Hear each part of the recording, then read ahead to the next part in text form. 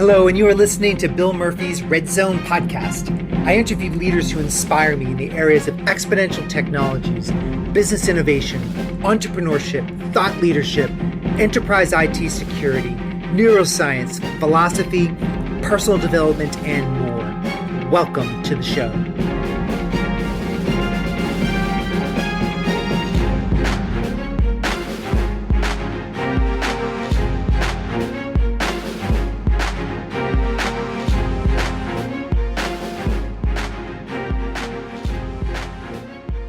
Welcome back to the show, everyone. This is Bill Murphy, your host of the Red Zone podcast. Today, my guest today is Deborah Rowland. She's the author of the book, Still Moving, How to Lead Mindful Change.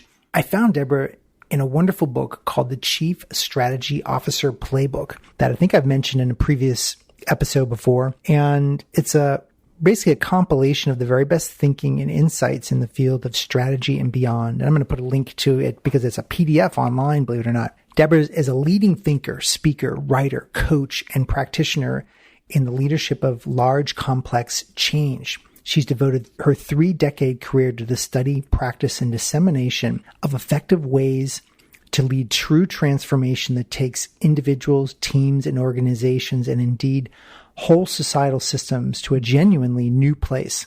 She brings a unique combination of experience, insight, and research to the leadership of change, working alongside CEOs and their executive teams to help them navigate large-scale transformation efforts and, importantly, attend to their own leadership practice as a part of that. She has personally led change in major global organizations, including Shell, Gucci Group, BBC Worldwide, and PepsiCo.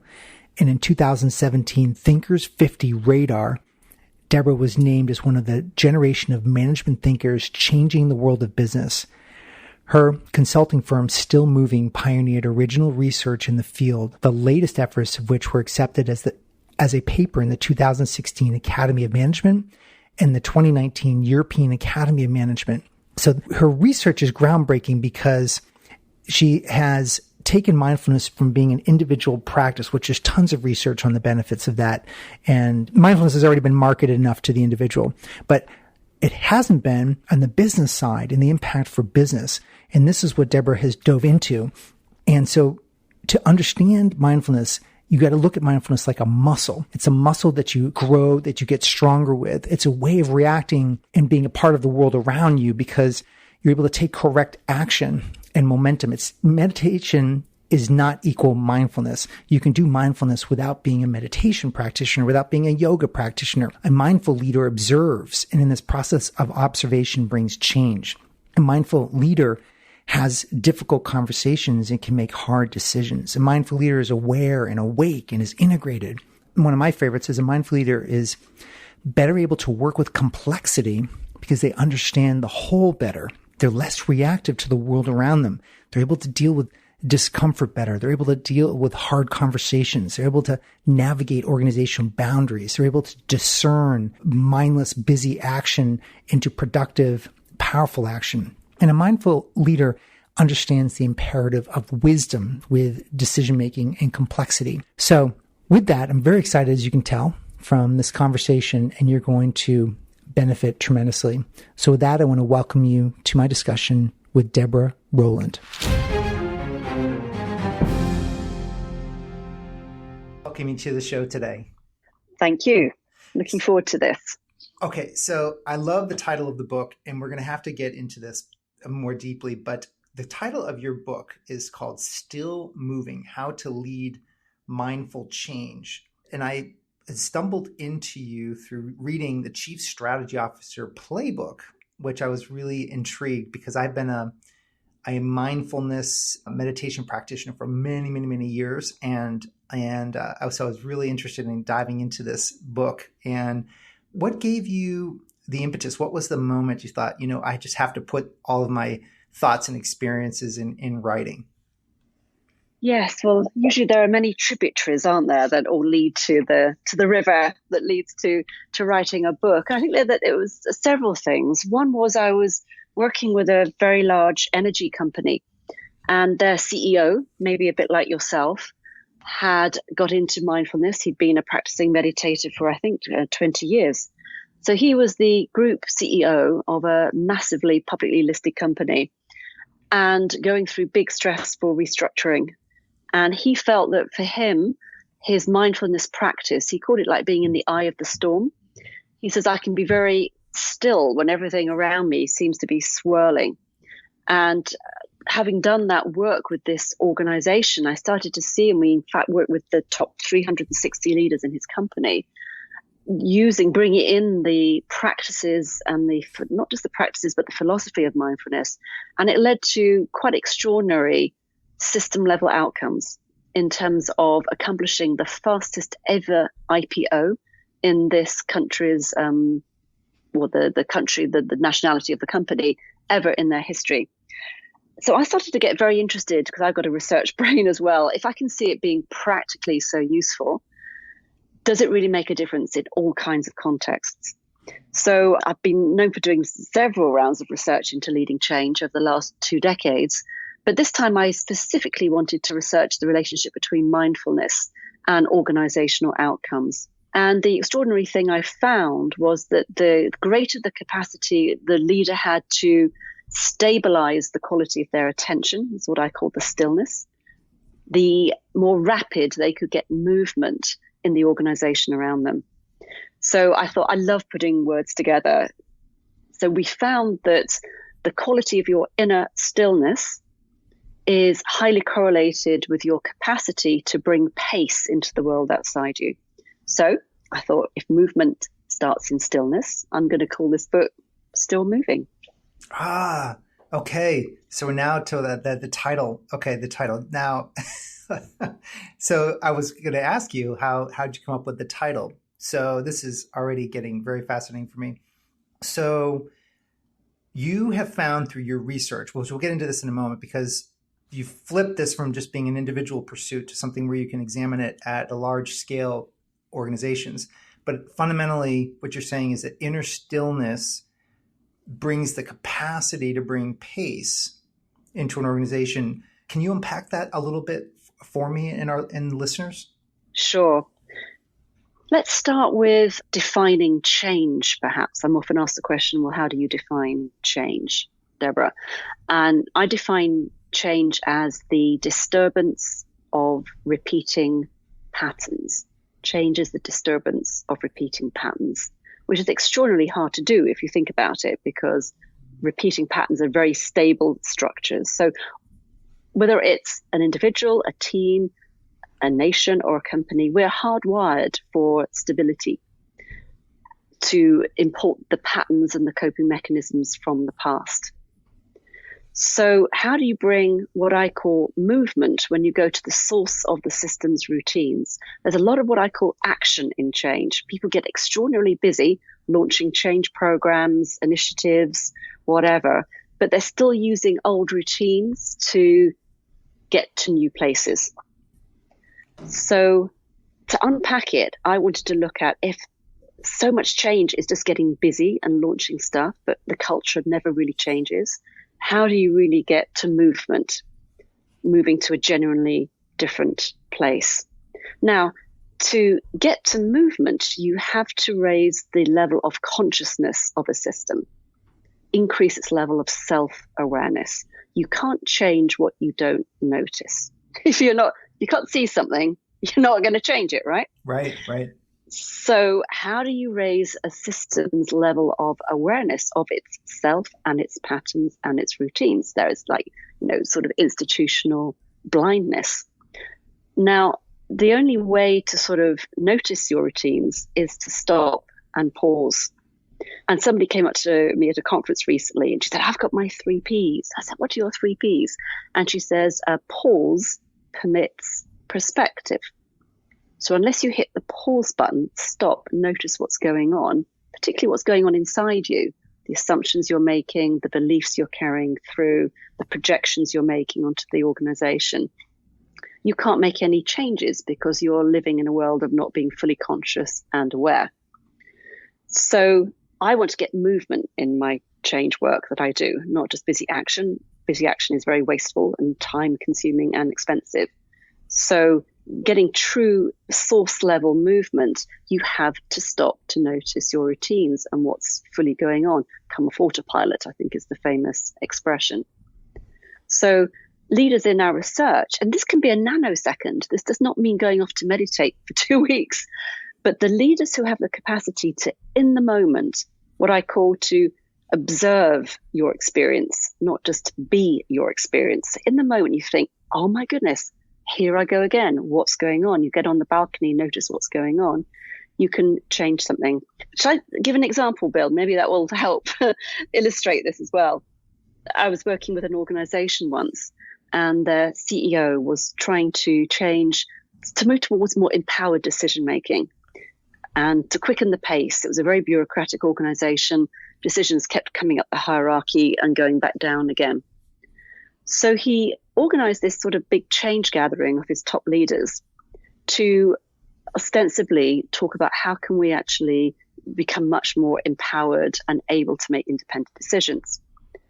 Now, in the process of the meeting itself, what I was noticing for sure, I was his change coach, was that the decision-making process in the room to get to quicker decisions in itself was really cumbersome. So the parallel process of our old routines to get to a new place, our old routines are still here. So we had a bit of an aside in the meeting, and I was saying, Ben, the very system you're using to make decisions about decision making are slow.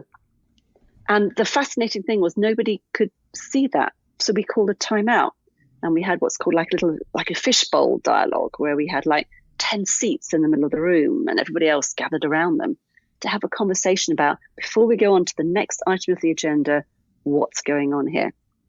And that 30-minute, as I said, these things needn't be very long, this 30-minute timeout conversation to notice the routines of what are we doing here in the room.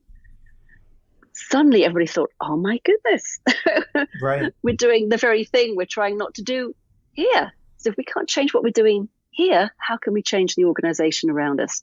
So building in this time for reflective inquiry, reflective dialogue in a meeting. So as I said, it needn't be very, very long extended sabbaticals for leaders to be able to do this. And the moment they did that, the pace of the meeting picked up instantly afterwards.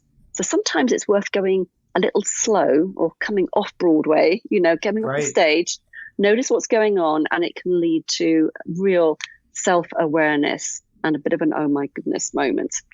And clearly some of the people from your book have been, the CEO, they've been the major sponsors at the top. But so I think in the general research, mindfulness has been studied, and this is somewhat of a question as well, but for you, but mindfulness has been studied individually, and individually people having their own practice and what that does for stress reduction and et cetera.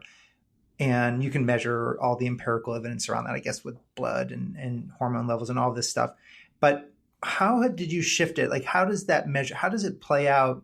Can one person be the change agent within an organization with this type of an approach? Or do you need to have someone at the top that like buys in full boat? I think for me, it would be a both and. Okay. It certainly helps if you have somebody senior in the organization who doesn't consider this to be totally weird, but can actually see the benefit of it. It was hilarious in this organization beforehand. I was talking about when we were introducing mindfulness. A lot of the top leaders said to me, Deb, my wife does yoga. Are you going to get us to do yoga? And by the way, they were all men in the executive team. So there's all these kinds of projections around, well, this kind of stuff isn't really for sort of macho business leaders, is it? But there were one or two people on the top team who had their own practice. So I think that helped. But we took like a whole cross section of the organization. And to be honest with you, at the very beginning, I didn't even call it mindfulness because at that time it was a bit of a buzzword. For me, I always go back to action versus movement. If you're wanting to get real movement, not just busy action, you've got to stop, notice your routines. To stop and notice your routines, you have to raise the level of consciousness. What is your mind up to right now? So I think the way into this, certainly in a business setting, is all about raising the awareness to move differently into the marketplace. And I think that helped. But we did all kinds of things to raise what I call collective level awareness. So, for example, I always think that how meetings are run has a huge impact on the organization, because culture gets played out in the meetings, be they the quarterly business review meetings, performance reviews, whatever. They started to sort of institutionalize observers in the meetings. So not just having a 3-hour meeting and then everybody running out afterwards to the next meeting. We trained up people to be a participant in the meeting, but at the same time to observe not the content of the conversation, but the process of the conversation. What's going on here? At their big leadership events, we always ask for 5 volunteers. Who wants to be the observers, the anthropologists in this meeting this morning? You know, if this was a really strange ethnographic culture that you've just landed in from Mars, what would you notice that's surprising or odd about the behaviors in the room? And then at lunchtime, these 5 volunteers would feed back what they were noticing. New 5 volunteers after lunch. So it was a way of like collectively holding up the mirror to what's going on here. We say we want to be better listeners with our customers. Are we listening here in the room together, for example? They also went out of their own organization to visit other companies. We call it like going out to forage. And I've done this with other organizations as well. One of the best ways to become more self-aware is to come out of your culture and visit novel contexts. A bit like when you're a tourist. You know, I've just come back from being abroad.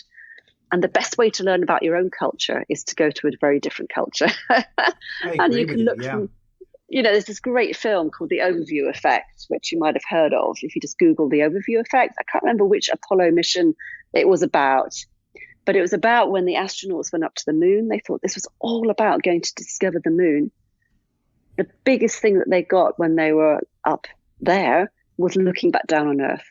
And they suddenly saw the planet in such a different way to when they were on the planet itself. So another way to get what I call collective mindfulness, collective consciousness, is step out of your context, go to areas outside of your organization where the future might already be emerging. You know, come out of yourself in order to look back and maybe see your routines in different ways. I did anthropology at university, and I've written an article recently about lead like an anthropologist and lead change well. But I've heard it said that the task of an anthropologist is to make the familiar strange and to make the strange familiar, which I think is a great expression really for leading change, because making the familiar strange is that how we do things around here? You know? Yeah. Goodness me, is that really helping where we're wanting to get to? And of course, how do you make the strange when you're bringing in something new? How can you bring in novelty in a way that people will not go, bah, I don't like that. I've encountered that before. So anyway, but the bottom line of this all is becoming more aware, more conscious in the moment. But it can be certainly done, back to your question, at the collective systemic level. And I've heard it said in change theory that when you get 15% of your organization or your system wanting to dare to be different, that is enough that causes the so-called tipping point. Yeah, it's really interesting, this power of observation. I announced to my, as I get older, I just turned 50 last year. I deeply want to make sure that my next 10 years don't look like the last 10 years. Not that because the last 10 years were bad, but you sort of have like this Groundhog Day effect where you wake up, and someone teased me about it. It was a business consultant I hired, and I didn't hire him to pander to me, but I said, just be really honest. He goes, Bill, it looks like you've had 1 year 18 times. So I've been in business 18 years. And clearly, you know, we've grown through the 18 years, but you sort of have this effect like, am I truly, truly growing such that my jaw is dropping? Like it's almost shocking, the growth. Or if you just had sort of this effect of 1 year after the other, and you're sort of going like 1 or 2, 3, 4, 5, 10%.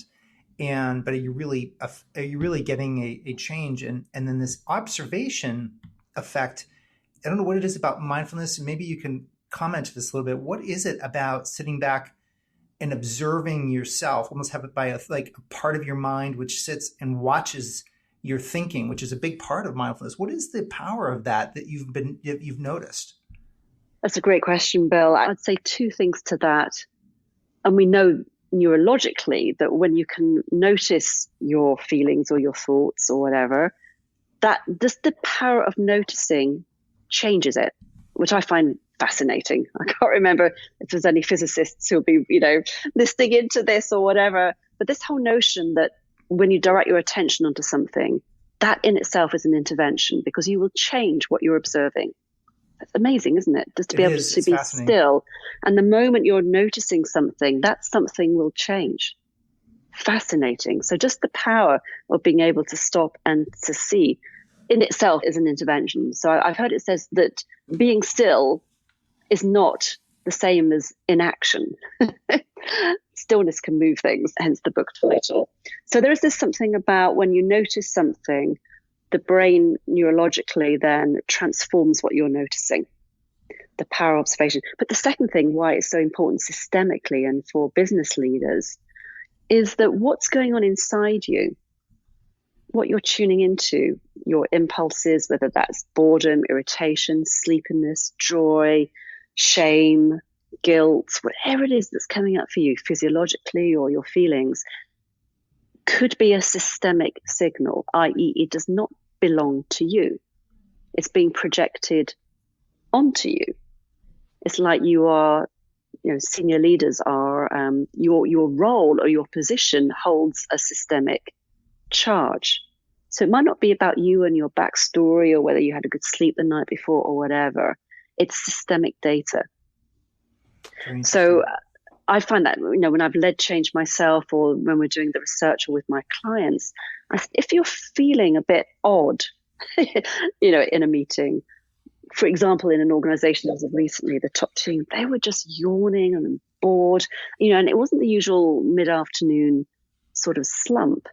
And it's, well, if that's what we're noticing, is that like an echo of something that's happening in your system and it's being projected onto you?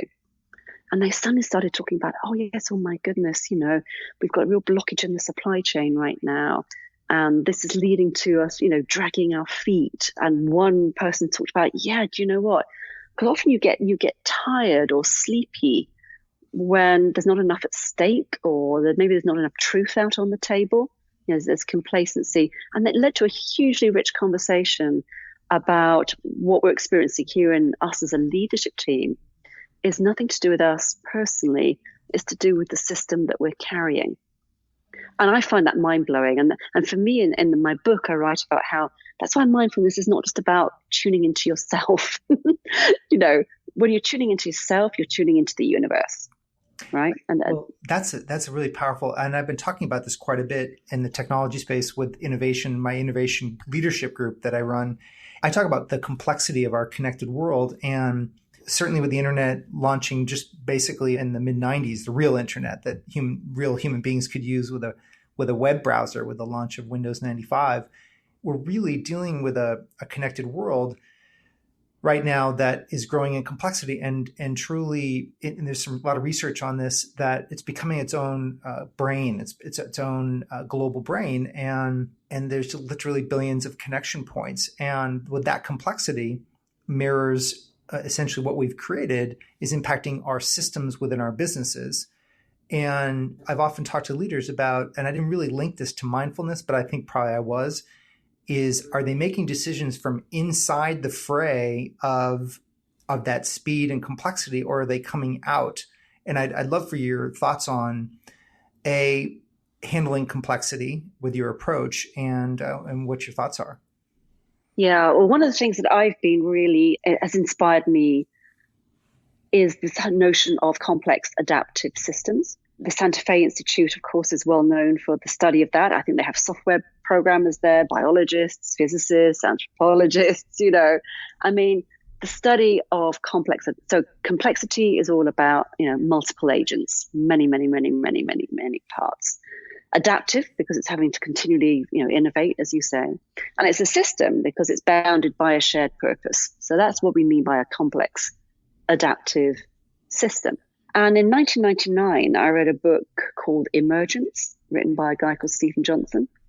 And I think it's subtitled, The Interconnected Lives of, Ants, Cities, Software Programmers, and something else. This was like 21 years ago. Sure. So you talk about the last 10 years, this was even pre the explosion, the technology and the internet, et cetera, that we've had. And I got really fascinated there, and I studied all of the papers coming out of the Santa Fe Institute about complex adaptive systems. And it's very humbling when you study complex adaptive systems to learn how the agency, the personal agency we have in life is not as much as we thought. Sure. We'd like to think that we have it and we're the big decision makers.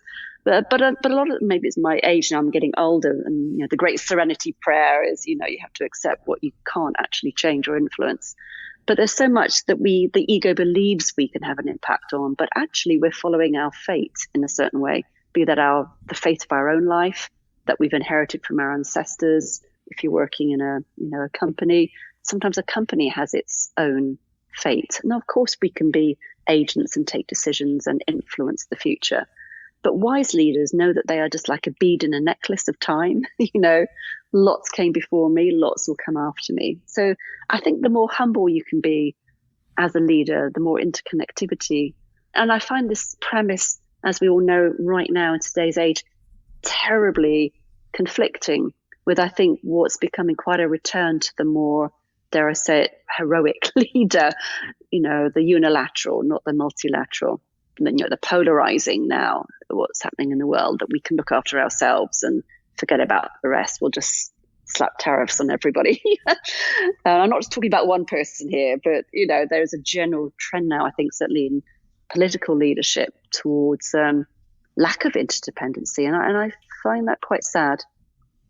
But what you're saying, Deborah, is that with complex thinking, because I do, what you, in the book, you talk about some pretty big projects, transformation projects. And that's sort of the buzzword in business and certainly in technology is these transformation initiatives and the need to innovate, or a lot of companies are going to be disrupted, et cetera. And how does a leader within your general thesis, how does a leader approach this type of change within themselves first? And then what is the general philosophy that they would approach this disruption or this from a leadership perspective within their company? Yeah, here's where I talk and write a lot about emergent change, but going back to Steve Johnson's book, Emergence, because in complexity, no one individual can know the answers or the solution, right? You got to create whole level system intelligence, because you can't have the wise people at the center now anymore telling everybody else what to do, because the world is too complex. In fact, in complex, highly moving context, it's usually the periphery, the edge of the organization that has most intelligence or is most in touch with what has to shift. And the people in the so-called comfortable center can be the most out of touch sometimes. But in emergent change, all you can do in complexity is set a loose intention. So you can't have a predictable destination anymore because it's too complex. We don't know the answer yet. But you have just a general sense of purpose or line of travel. And then you set what's these few hard rules that sort of govern the complexity of the system. So, Santa Fe shows that whether it's a, flock of birds flying in formation, or how software programmers, and you know that a lot about this much more than I do, they follow a code, right? You program a code. Sure. And the seeming randomness of whether it's figures on a spreadsheet or ants in a colony or an organization of 60,000 people, very often there are a few hard rules that are governing the seeming chaos of the whole system. So the trick here is you can't control complexity, but you can command the system. But it's not about, top-down programs and directives. So I was working with an organization once, it's a big pharmaceutical company, and they were trying to really grow their market share in a certain part of the world. And all the efforts up until then had been very, well, we know best, we'll get the market researchers, knowing which segments to go to, which products to stop. And they decided, no, this is too slow, too cumbersome, and everybody's waiting for the decisions. In that kind of approach, everybody just gets on with business as usual. Nobody wants to innovate because they're just waiting for the decision makers to make the decisions. But they came up with a loose intention, which was to grow faster than the market. That's all it was. It wasn't in 5 years' time we will have launched 10 products. It was just we will grow faster than the market. It was a big, wonderful, loose intention. And then they put in some hard rules around how decisions were going to be taken. X% of the growth has to come from new products or whatever. No plan can be signed off unless every unit in this organization, it had manufacturing, sales, supply chain, every unit has had a chance to look at it. So all they did was they put in a few cultural hard rules with this loose intention. And then the leader said to me, he said, Deborah, I just sat back. And he said, it's not like I could quite go on holiday, but because I had the intention and the hard rules, I then knew I could go away and do other things as a leader. So it's an example of how do you, in complex, fast-moving contexts, you can't put your arms around everything. But you can create the conditions. A huge condition for innovation in complex scenarios is manage the boundaries, the connectivity across the boundaries in your organization really well. So your task as a leader is to knit the system together. It's not to direct the system, but it's to make sure that you can actually encourage, fertilization across boundaries. So, imagine what that might look like in the team or organization that you're running. So that's interesting. Can I go into a little more deeply on the boundaries? Are you saying the boundaries would be sort of these perceived stovepipe arrangements between different departments and between different business lines? Is that what you're talking about as a potential boundary from a leadership perspective? It could be organizational boundaries, like what I'll call functional boundaries. Okay. But there might be what I call different loyalty groups as well. It might even be the old timers versus the newcomers. That's a boundary. It might be age. It might be something to do with the outside and the inside. But, so much research shows that innovation happens at the edge of the habitat, not in the center of the habitat. So when I say boundaries, it's about going to the edge of your discomfort where you start to encounter new things. Now, that could be your organizational unit, but it might well be that within a leadership team or from, marketing, the boundary might well be, well, let's all, go and read a book, or let's get into a situation where we feel really on the edge of our comfort zone. And that's also a boundary, right? When you're starting to push your thinking out. What I loved about your book, which was really interesting to me, and I was so glad you went, is that I think people sometimes lose it with mindfulness because I think it's a super soft approach, and that you sort of lose the macho. It's where I think potentially losing some of the guys and some of the, in that. What I really appreciate it, and I know this because I have to run a business and I'm an operator. It's you're constantly pushing the edge of comfort, and that you have countless examples in your book about having tough conversations about the edge. You talk about the edge and the tension quite a bit, and having hard, there's never a good time to make a hard decision. And I think that's super practical that people don't really understand. And I know that's quite a bit, but maybe you can just talk about discomfort and the role of discomfort and how that's such a not necessarily what human beings want, just to feel discomfort, and how it's super necessary with leaders. Maybe you could talk a little bit about that. Sure. I was with an organization the other day, and I've now started calling it, Bill, the eek factor. So it's, you got to go eek. So if you don't have a high eek factor, then you're probably not doing change. You're not at the edge. And it was hilarious because they went, on a scale of 1 to 10, how eeky would this decision be, or this new process be? So they were trying to sort of ascertain. And of course, for different individuals have different tolerance levels of what is eeky to one person might not be eeky to somebody else. Anyway, but this notion of the edge and tension. So, most change happens in the areas of discomfort, because where there is discomfort or disharmony, it's where there's heat and noise. It's where new solutions are being sought in some way. And unless you can be comfortable with being uncomfortable, you're really not going to be great as a change leader. So going back to change is the disturbance of repeating patterns. And I've seen more change fail, not because of lack of vision. Often people say, well, you've got to have this great new vision and that will take people to a new place. Most change fails because of lack of honest truth telling about what's here.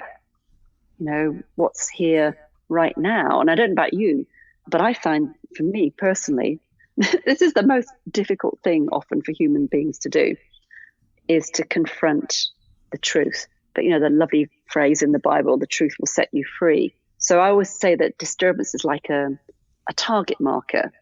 If there's something in the team, somebody's not looking great, or somebody's wanting to disagree, or there's a part of the organization that feels the most awkward or resisting, how do you honor that and you work with that, as opposed to, well, we just need to sell the case harder to them, or we need to get rid of these people, or whatever it might actually be. So yeah, most change happens. It's the power of acknowledgement of difficulty. All kinds of things flow when difficulty is truthfully seen. As you said, there's lots of examples in the book about that. But I was working with a faith-based organization the other day, and you'd have thought in that setting how the power of going inward to look at difficult stuff, would be very, very natural. But even in that setting, people can get hugely embarrassed or feel awkward, because usually they're frightened about the emotions that will get released if we have a real big conversation about, what's problematic. Yeah, this really stuck out in your book. And I like it because I think we talk about a lot of the technology of change, but like this is where the rubber meets the road. As page 105, it's what is edge and tension leadership, and describing reality with respect yet without compromise. And then edge and tension leadership, truth is a turn on. Tell it as it is, describe the reality. I'm reading like literally from the book. Tell it as it is, describe the reality with respect yet without compromise. Stays constant when the going gets tough, does not withdraw from difficulty, holds people's hands in the fire, and spots the challenges, assumptions, creates discomfort by challenging existing paradigms. To me, I wasn't expecting to read this in the book, but quite a bit of the book is about this. And maybe this is the boundaries you were referring to earlier, but maybe you can go into this a little bit more. Yeah, so it was the practice most correlated with successful change leadership, and at the same time, the most difficult to do, usually for two reasons. One is, and I really differentiate what edge and tension also is not. It's not about being a bully or being intimidating or, that swagger that comes with, I'm going to knock these people together, whatever. It is really about working with difficulty as a systemic clue again. So when there's poor performance or the underachievement, I think I talk a lot in the book as well. I'm not a big fan of this, the so-called burning platform theory of change, because it can create a lot of fear and panic and whatever. But the essential question is, what is this difficulty good for? What is it serving? So rather than say, well, that was a really bad meeting, or, we didn't prepare well enough, who organized it, let's really beat them up and give them a poor performance review. It's, well, that was really useful, wasn't it? That meeting didn't go as well as it could have done. What was going on there? What is that saying about our culture? How can this be helpful? Gosh, it's keeping us alert. You see, difficulty keeps you alert. Going back to, mindfulness is all about being conscious, being awake all the time. And my therapist says, Deb, you'll always have a pebble in your shoe. When you're trying to get a stone out of your shoe, and you take off your shoe, put it upside down, and out comes a little pebble, and you put your shoe back on. And sure. Blimey, right. 5 minutes later, oh no, I thought it had gone. It's still there. And I remember she said to me once, she said, Deborah, the purpose of the pebble is to keep you awake. If you don't have a rub in your life, if you don't have something that's causing difficulty, you're going to get complacent. So I quite like that. Great change leaders really honor the thing that could be the most irritating thing that's happening there, because it makes you notice. So how can you positively connote difficulty? One of the most, I don't know if you've seen The Two Popes. Have you seen the film, The Two Popes, Bill? No, I haven't. Recently. I don't know if you've heard about it, but it's, how at the moment the Catholic Church has two popes, because Benedict sort of stepped down, which was almost unprecedented. And we have Pope Francis from Argentina now there. But it's a very touching pot. And Benedict is seen to be a very traditionalist, Catholic. Whereas the guy from Argentina, Pope Francis, is now thinking about maybe we'll have even female priests, in the Amazon, for the Catholic Church, which is unheard of, or they can marry, unheard of. But there's a very, very powerful point in the movie, and Anthony Hopkins plays Pope Benedict and Jonathan Pryce plays Pope Francis, where they sit down and they overcome, you're the reformer, you're the stuck in, the traditionalist. And they talk both about the difficulties they've had in their life and where they have both fallen short. They did truth telling about where they've come from and what they didn't do well as a leader. It's an amazing part of the film. And as soon as they started talking truth to each other, rather than trying to be macho with each other, everything started to flow around them. Anyway, that's probably irrelevant to what we're talking about here. But it goes back to the truth is a turn on, having intimate conversations about difficulty seems to transform a lot. Yeah, it frees, and it's what's interesting is the Jesuits, which is what Pope Francis comes from. A Jesuit tradition is actually I went to high school. I was trained by the Jesuits and an all boys Catholic school up in Boston, and I was trying like heck to get my son into a Jesuit school down here as well, because they're known as they're kind of the radical right of Catholic Church, and that tradition is always on the border of being tossed out. The pebble in the shoe. Yeah, exactly. They're always challenged. They're the most highly educated. Like they have to go through like 8 years of training, of education. You can't just sign up to be a priest and for a Jesuit, and they go away for service. I think at the minimum of 6 years, where they have to serve in some part of the world as a part of ministry. So they're really radical with their thinking patterns. It's really quite interesting. And so it was funny when he became the Pope. I thought, well, here we go, because they've never had a Jesuit Pope before. And I knew sort of the basis of that tradition. It's interesting. And, when you talk about that movie, and I'll kind of bring it to a bigger context in some of the harder conversations, it makes me think of Joseph Campbell in the hero's journey, and the role of, through the tough times, we actually bring those gems back. And so the hero suffers and then comes back with kind of gems of wisdom. And I was wondering if at all during the writing of the book, you'd all explore this hero's journey concept at all.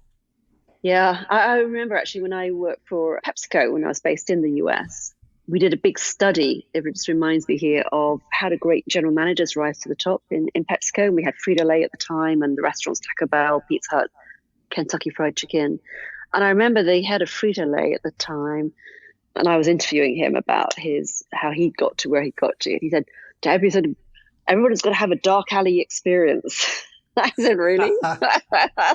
You wouldn't wish that, to have a dark alley experience. But we found interesting that there's a high correlation between individuals before the age of 30 in their career. If they had suffered, I don't know, a business breakdown, a sort of profit and loss collapse, product recall, there's a high correlation between early career people who'd had some kind of really challenging thing to deal with, and they were far above average now as the top general managers within PepsiCo. So, this notion around how, unless you've gone to a difficult place, you talk about spiritual growth, but the growth for leadership capability can be stunted. It's not that you want to program it into somebody's career. Now, when are you going to have your dark alley experience? I think you haven't had one recently, so let's put one in for you. That's not the point, but I don't know. For me, it's all about, I certainly know in my life and in my leadership that when I've gone through difficulty, I've always come out a changed person. Well, that goes back to some of the mindfulness too that you're referring to, is, asking some of those questions. You talk about it as a muscle. And I loved how you talked about being aware, okay, we just came out of a meeting. That was not a good meeting at all, but what was it good for? And where are the gems that come out of it? We want to, because the general humans, right, they want to lean towards the negative. So the awareness, the self-awareness would be, okay, I am a certain type of leader, or I'm going to bring the opposite to the table. Maybe that's part of that micro hero journey, that little micro incident. Definitely. The interesting thing about mindfulness is, we talk about judgments. Often you're judging yourself, aren't you, rather than judging others. Oh my goodness, I'm going to beat myself up, But judgments work against change, because the moment we are in a judgmental place, be it on others or ourselves, we stop exploring. The moment we've judged something, we've given it a category. So judgments are a real enemy of change. They keep things as they are. So I know it's really, really difficult, isn't it? But we certainly found one of the inner capacities in our research that differentiates great change leaders is something we call acknowledge the whole. You might recall the chapter about that, Bill, but acknowledge the whole is that capacity to, in a way, try to work in a world that's beyond good and bad or right and wrong. Really hard to do. But the leaders in our study who could hold everything, give everything a place, were the most successful leaders of change. What I find most hard, that's not even a word, but most difficult, and maybe you could talk to this, is how do you be a leader that is egalitarian in the sense that you're willing to accept the whole, yet you also can make a decision. And I think this is where the magic is, and where I think I continually I'm working on this. I'm just not an expert in this area personally. I'm always striving to get better at it. Is how do you have an egalitarian approach, yet you firmly are committed to the whatever your ambition is in the moment? Well, I would challenge the word egalitarian. I would prefer to use the word integrating leader. Okay. This lovely line in, is it 1984 or no, it's Animal Farm, isn't it? George Orwell, all pigs are equal, ?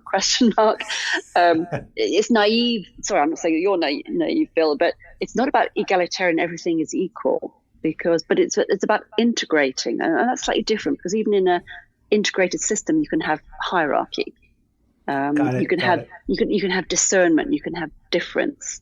The question is the acknowledgement of that and the felt fairness of that. But I use the word discernment. The leaders have to be able to discern enough to be able to take decisions, whether that's about performance or do we take strategy A or do we take strategy B? So you have to be able to discern what's needed. So I differentiate. Sometimes you've got to make a judgment versus being judgmental. I think they're slightly different things. Words mean everything. And I love that. Yeah, I think the integrated that's a great alternative. You mentioned attention is like a muscle. Is something that someone can strengthen? And when you work with leaders, is there a way to strengthen the muscle of the type of leadership approach that you are encouraging people to develop? Yes. Well, it's like going to the gym, isn't it? Oh gosh, I try. Apparently it's much better to go to the gym, every day for 20 minutes than it is going once a week for 2 hours. Right. And I tend to skip it during the week, and I'll just go to the gym on Saturday morning and I'll do 2 hours and then I'll be fine. But our bodies, that's not the point. This is the thing, isn't it? About a lot on a regular basis, but it doesn't have to be. It's just trying to sort of build in. The difference, isn't it, between a state and a trait? So we found some leaders who had the state of being aware and conscious and mindful, but states are temporary. They come and they go. Yeah. Oh gosh, I was happy and now I'm not happy. Now a trait is when it becomes an enduring feature. It is now who you are.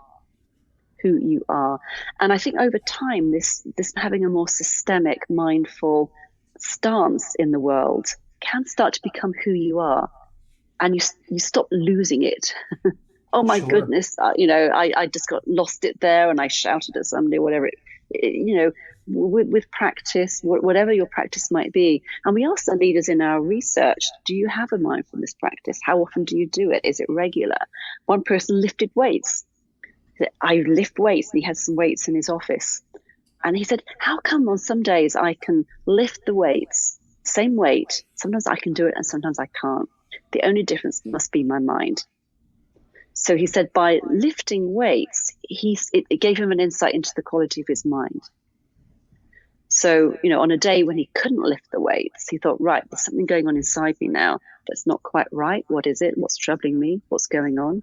So one executive traveled a lot, and rather than doing his emails when he was traveling, he journaled, or he just stopped and looked out the window of a plane to kind of notice what's coming up for him right now. So I think that the skill here is to build it into your routines, isn't it? Yeah. To carve out that time where and then if you do that and you try and do it on a regular basis, there are different ways to mindfulness. It's not just through the classic meditation approach. I love that. I love that. You're making it very, very practical for people, leaders to be able to access these skills of mind without necessarily needing to sit cross-legged for an hour. Exactly. One person used the emojis that you now get on WhatsApp or whatever. And every morning they would just pick the 3 emojis when they woke up in the morning. What emojis are really what's going on for me right now? And then they'd even start to share them with the team. And then the other team, well, here's my emoji, So there's little things you can do to sort of be in contact with yourself and what's going on for you. So various ways of doing this. Well, Deborah, I really have enjoyed our conversation. I want to make sure we capture, as we wrap up here, some of your kind of parting consolidation of what we're talking about. Is there anything in particular that you were really hoping I'd ask, or anything you wanted to circle back to emphasize a point that as we wrap up here? I don't think we have missed anything. We could have gone obviously into more examples than that, but I think for me the biggest message I'd like to leave is the difference between action and movement. Busy action versus still movement. And for me, there is so much time, effort, money, personal cost of doing change that is in busy action mode. And I find that irresponsible as a leader. So I guess it's maybe the ethics of this, Bill, that we haven't touched on. I think any leader in a position of bringing in change will always come with a cost, with a price, not a surprise. So you've got to really make sure that you're doing it in the appropriate way and in a way that comes with less effort. You can be much more effortless doing change in this way, to be still inside yourself, to pick up the pace around you. I'm all for having a balanced life full of joy, not just having to do work. So, yeah, if you do this well, you can lead a more fulfilled life, in my view. I just think that point, that is a really powerful point that I haven't heard. I think language is everything. The way you just said that and the way you said it earlier really sticks out for me from our conversation. And busy action and the ethics of, as a leader, as the top leader, we have a responsibility to usher in change so that everybody succeeds in all levels. And it's not by pushing harder, but we actually need a different quality of decision-making. And we've talked about this new quality of decision-making that's needed to quicken the pace, but it's actually not by shoveling the dirt faster. Yes, that's right. Which maybe looks as if you're doing a lot of stuff, but in fact, I think the lovely leadership poet David White said something about speed can be a symptom of complete immobility, which I loved. David White is an amazing author. I love his writing. Love his writing, but I love that speed. I think it's at the start of one of my chapters. Speed can be a symptom of complete immobility. Yeah, I think it's I love that ethic piece you talked about. And when someone else I just read recently that's really made a powerful difference for myself is that I have linked hard work to going as fast as humanly possible in the past. And you reach a certain point where hard work doesn't get you the lever, the Archimedes lever. It doesn't give you the leverage point to actually be effective and to actually get to the next level of whatever that is. And I've had to really take a step back and say, okay, my hard work is actually going to be being very mindful and discerning about my next action. And that I've mentally linked hard work to these qualities of mindfulness so that I don't get confused that hard work is actually going fast. I love that, Bill. I think the other thing you've said there as well is it's about really valuing the now as opposed to striving for a different future. Again, this is very paradoxical, isn't it? It is. But we overlook what's here right now. We're always striving to get something else, something new, something bigger, something different, if only, and it's always going to be in the future. And the current moment is just a stepping stone to a new future. Whereas everything is here already. And the more we can appreciate what's here, the this, rather than trying to go for the that, then that will change, because by paying more attention to what's here and living and being really in the moment, the future will change anyway, because you've taken a risk now rather than going full steam for something that's not yet here. Oh, wow. I love that. So how can people reach out to you? How can they find your work, Deborah? Where would you like me to direct them on the show notes page, and as people are listening in?